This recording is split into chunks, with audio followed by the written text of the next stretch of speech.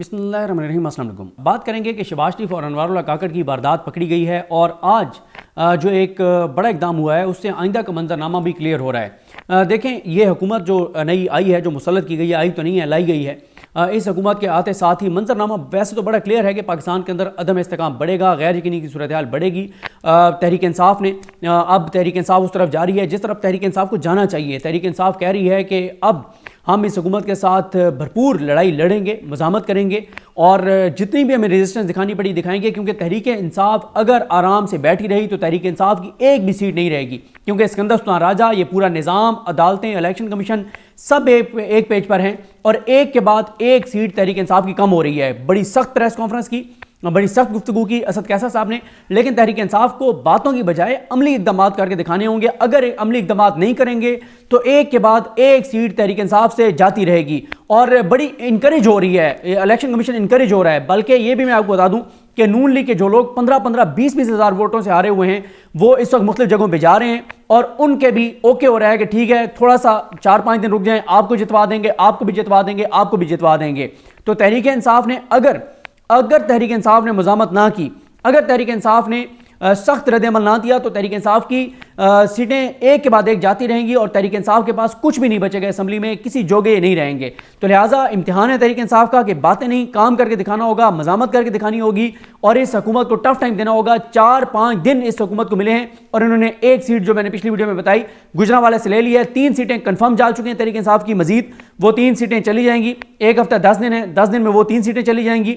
इस तरह से 4 सीटें ये हो जाएंगी MNA की और बाकी सूबाई का तो हिसाब किताब भी कोई नहीं है। यहाँ पे अभी भी दुकानें खुली हुई हैं, पैसा लेके और पहुंची हुई हैं पार्टियां, कोई किधर पैसे दे रहा है, कोई किधर पैसे दे रहा है और पैसा भी चल रहा है और सीटें जाएंगी तहरीक इंसाफ की, बहुत सी जाएंगी MPS की और MNA की तो कन्फर्म 224 की फिगर मैं आपको मुसलसल बता रहा हूँ कि वो बरकरार रखी जाएगी नून लीग और पीपल्स पार्टी की। दूसरा जरा बात करते हैं, देखें ये हुकूमत सिर्फ ये नहीं है कि पाकिस्तान के लिए जो है वो कोई मुआशी मसाइल लेके आ रही है, नहीं, ये पाकिस्तान के अंदर और ऐसी चीज़ें लेके आ रहे हैं जो पाकिस्तान में ख़त्म हो गई हैं। जैसे तहरीक इंसाफ जब MWM में जा रही थी तो इन्होंने फ़िरका वाराना फसादात को भड़काने की कोशिश की, ये PMLN और इंसारों ने और इनके जो भी इनके साथ हैं लोग, इन्होंने।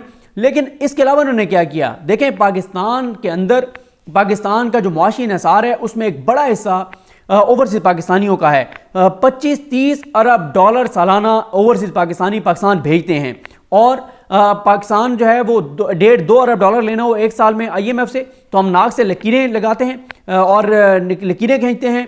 IMF हमें हमारी तजलील भी करता है, हमें जलील भी करता है, अवाम के ऊपर नए टैक्सेस भी लगवाता है और जलील करके ख्वार करके हमें पैसा देता है। और दूसरी तरफ ओवरसीज पाकिस्तानी अपना मुल्क समझ के पैसा भेजते हैं। लेकिन इन्होंने ओवरसीज पाकिस्तानियों के खिलाफ कैंपेन चलाई, इन्होंने ओवरसीज पाकिस्तानियों की तज़हीक की, तौहीन की, उनको गालियां दी, फिर यहाँ तक किया कि उनको एयरपोर्ट्स पे गिरफ्तार किया, उनके नाम, उनकी तस्वीरें वायरल की और कहा कि इनको हम एयरपोर्ट पे गिरफ्तार करेंगे। उनकी फैमिलीज़ को यहाँ पे तंग किया गया। फिर यहाँ तक इन्होंने किया ओवरसीज पाकिस्तानियों के साथ कि तुम्हारा पाकिस्तानी बैंकों में जो पड़ा हुआ पैसा है वो भी हम जब्त कर लेंगे। उससे एक अनसर्टेनिटी आई, तो ये इन्होंने किया शरीफ खानदान ने और इन्होंने मकरूह किरदार अदा किया। पाकिस्तान के जो लोग जो मुहिब वतन पाकिस्तानी पाकिस्तान से बाहर हैं, जो अपना पैसा पाकिस्तान भेजते हैं, उनके साथ उन्होंने ये किया। फिर KPK जो इमरान खान के साथ खड़ा है और खड़ा तो पंजाब भी है, खड़ा तो इमरान खान के साथ सिंध भी है, बलोचिस्तान भी है, लेकिन वो जो जुर्रत है, वो जो बहादुरी है, जिस तरह से KPK खड़ा है उस तरह से कोई सूबा नहीं खड़ा। पंजाब के लोग वोट तो डालते हैं लेकिन मज़ामत के लिए बाहर नहीं निकलते। KPK वाले वोट भी डालते हैं, उस पर पैरा भी देते हैं, मज़ामत के लिए भी निकलते हैं और कोई ताकत पाकिस्तान की उनको नहीं झुका सकी KPK वालों को। अच्छा, फिर नवाज शरीफ ने KPK वालों को बेवकूफ़ कह दिया, पख्तूनों के खिलाफ, पठानों के खिलाफ इन्होंने अपने उनके ऊपर सहाफ़ी छोड़ दिए, अपनी सोशल मीडिया टीमें उनके ऊपर छोड़ दी, तो उनके अंदर एक नफरत पैदा करने की कोशिश की गई। लेकिन KPK के लोग बाशऊर लोग हैं और KPK के लोगों को पता है कि पंजाब के लोग, पाकिस्तान के लोग एक हैं, एक जिस्म की तरह हैं, एक जान हैं। ये जो घुस बैठिए हैं, ये जो मुसल्लत किए गए हैं, जिनको पाकिस्तान का कब्जा दिया गया है वक्ती तौर पर और ये कब्जा वागजार होगा इंशाल्लाह, तो वो जो बातें पख्तूनों के खिलाफ कर रहे हैं, पश्तूनों के खिलाफ कर रहे हैं, KPK के खिलाफ कर रहे हैं, वो उन चंद एक लोगों का मौक़िफ़ तो हो सकता है, लेकिन पाकिस्तानियों के दिल एक साथ धड़कते हैं। हम जैसे पंजाब के लोगों से मोहब्बत करते हैं उसी तरह से KPK वालों, बल्कि KPK वालों से तो ज़्यादा एहतराम करते हैं, ज़्यादा मोहब्बत करते हैं, ज़्यादा उनसे अकीदत है कि ये वो लोग हैं जिन्होंने मज़ामत की नई मिसालें कायम की हैं। फिर इसी तरह से इन्होंने मारंग के खिलाफ और बलूचिस्तान वालों के खिलाफ इन्होंने प्रोपेगेंडा किया कि जनाब ये फलाने एजेंडे पे आए हैं, फलाने एजेंडे पे आए हैं। फिर इन्होंने जो है देखें ओवरसीज पाकिस्तानियों को, ये इन्होंने पाकिस्तान के खिलाफ करने की कोशिश की, केपीके और पंजाब के दरमियान नफरतें पैदा करने की कोशिश की, पंजाब और बलोचिस्तान के दरमियान नफरतें पैदा करने की कोशिश की, क्योंकि ये पंजाब के चंद खानदान हैं इस वक्त और इनको हमायत हासिल है, ये जरदारी साहब की भी और ये जो उधर चंद खानदान है उनकी भी। अच्छा, अब आ जाए कि इन्होंने एक नई वारदात डाली जो जिसमें अनवारुल्लाह काकड़ भी शामिल था और शहबाज शरीफ भी शामिल था, लेकिन वो वारदात पकड़ी गई है और पहला सरेंडर करना पड़ा है शहबाज शरीफ को। देखें, इरसा एक अथॉरिटी है पाकिस्तान के अंदर, बल्कि मैं आपको ये भी बता दूं कि एमबी सोमरो साहब जो हैं बहुत ज़बरदस्त सहाफ़ी हैं, पार्लियामेंट को कवर करने वाले सीनियर तरीन, एक या दो नाम और लाइक दर्जनों सहाफ़ी उनके स्टूडेंट हैं एमबी सोमरो साहब के। बल्कि एमबी सोमरो साहब क्योंकि हम बोल में इकट्ठे रहे हैं और मैं देखता था कि एमबी सोमरो साहब को बड़े बड़े पार्लियामेंटेरियंस, बड़े बड़े पॉलिटिकल पार्टीज़ के लीडर्स जो है उनको कॉल करते थे, उनसे चीज़ें समझते थे, पूछते थे, उनसे मुशावरत करते थे। ये लेवल है एमबी सोमरो साहब का। एमबी सोमरो साहब ये स्टोरी सबसे पहले निकाल के लाए। मामला ये हुआ कि जनवरी फरवरी में एक ऑर्डिनेंस जारी किया निगरान हुकूमत ने, अनवारुल्लाह काकड़ वगैरह ने, और उस ऑर्डिनेंस में उन्होंने इरसा की जो कंपोजिशन है उसके प्रोसेस को चेंज कर दिया। अच्छा, इरसा जो है ये क्यों इंपॉर्टेंट है मैं आपको बता दूं। देखें, पाकिस्तान बनने के बाद 44 साल तक तनाज़ा रहा पानी की तकसीम के ऊपर सूबों के दरमियान, और 1991 में एक अथॉरिटी बनी और उस अथॉरिटी में यह हुआ कि चारों सूबों का एक एक मेंबर होगा, एक जो है वो वफाक का मेंबर होगा, और ये रोटेट होता रहेगा। हर साल एक सूबे के पास इरसा की जो है वो जो चेयरमैन होगा इरसा का वो होगा। अब इन्होंने क्या किया, इन्होंने ये किया कि ये अनवारुल्लाह काकड़ ने ये एक ऑर्डिनेंस जारी करवाया और उसको खुफिया रखा गया, कोई उसका गजट नोटिफिकेशन नहीं हुआ। इरसा की इन्होंने चेंजिंग अब ये किया है कि जनाब अब एक जो इख्तियार है इरसा के हेड का वो दे दिया गया है वफाकी हुकूमत को, यानी शहबाज शरीफ को, वज़ीर आज़म को, कि वज़ीर आज़म जो है वो 21 या 22 ग्रेड के हाजिर सर्विस ब्यूरोक्रेट को भी लगा सकता है इरसा का हेड, और वज़ीर आज़म चाहे तो रिटायर्ड भी इरसा का कोई ब्यूरोक्रेट हेड जो है वो लगा सकते हैं। साथ ये किया गया है कि अब जो सूबे का वो जो पहले हेड होता था वो डिप्टी चेयरमैन होगा, और साथ एक टेक्निकल टीम भी जो चेयरमैन होगा वो रख सकेगा। ये सारे इन्होंने वारदात डाली। अब ये इतनी ख़तरनाक वारदात है कि पहले ही पानी के ऊपर बड़े तनाज़ात रहे, और बल्कि एमबी सोमरो साहब ने जो पॉइंट्स बताए वो ये बता रहे थे कि ये खुद मुख्तार इदारा था, ये इंडिपेंडेंट था, हुकूमत का कोई अमल दखल नहीं था इसके ऊपर, इरसा के ऊपर। और साथ ही जो इरसा एक्ट है उसके तहत हर सूबे के मेंबर ने इरसा का चेयरमैन बनना था और ये रोटेट होना था, ये स्कीम थी। और ऑर्डिनेंस जो जारी किया गया उसमें इख्तियार जो है वो वफाकी हुकूमत को दे दिया गया, वज़ीर आज़म को दे दिया गया। और साथ ही इसमें एक और भी चीज़ एमबी सोमरो साहब ने बड़ी अहम बताई कि इसमें चेंजिंग वफाकी काबीना भी नहीं कर सकती, इसके लिए CCI से मंजूरी लेनी पड़ती। वफाकी काबीना के पास भी इसमें तरमीम या तब्दीली का इख्तियार नहीं था, लेकिन इन्होंने किया और इस तरह से इन्होंने ऑर्डिनेंस जारी किया और ये सारा चेंज कर दिया। और इसके बाद इन्होंने ये किया कि शहबाज शरीफ साहब ने 12 मार्च को एक रिटायर्ड ब्यूरोक्रेट को, जफ़र महमूद साहब को चेयरमैन इरसा लगा दिया। और ये चेयरमैन साहब जिनको लगाया गया जफ़र महमूद साहब को, ये काला बाग डैम पे बहुत से आर्टिकल्स देख चुके हैं और काला बाग डैम के हवाले से आपको पता ही है कि दीगर सूबों में करारदादें पास हो चुकी हैं। और शहबाज शरीफ जो हैं वो ये नहीं कह सकते कि उनको इसकी हसासियत का पता नहीं था, उनको अंदाज़ा नहीं था कि कितना सेंसिटिव मामला है, क्योंकि शहबाज शरीफ खुद 12 साल तक जो हैं वो वज़ीर आला पंजाब रहे हैं। उस वक्त पंजाब और सिंध के दरमियान पानी के ऊपर बहुत तनाज़ात थे। तो ये जब हुआ और एमबी सोमरो साहब ये खबर बाहर लेके आए तो ये एक बमशेल था। और उसके बाद ज़ाहिर है सिंधी चैनल जो हैं उनके ऊपर ट्रांसमिशन शुरू हो गई, उसके ऊपर बहुत सख्त प्रोग्राम्स होने लग गए और बड़ी एकदम एक पूरी तहरीक खड़ी हो गई।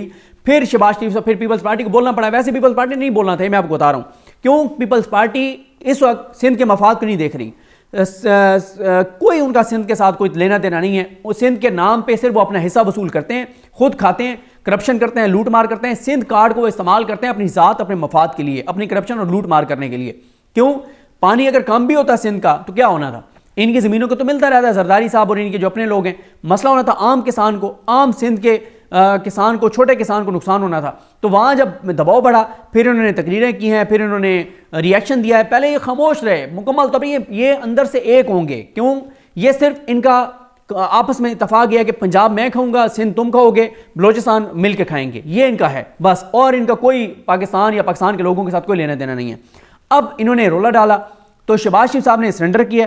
शहबाज शरीफ ने नोटिफिकेशन वापस ले लिया है, लेकिन ये इस निज़ाम की एक झलक है कि आगे मामला कैसे चलेंगे कि एक फैसला शहबाज शरीफ करेगा, वो भी गलत फैसला करेगा, बदनीयती पे मबनी फैसला करेगा, फिर पीपल्स पार्टी प्रोटेस्ट करेगी, पीपल्स पार्टी थ्रेट करेगी, वो फैसला वापस होगा।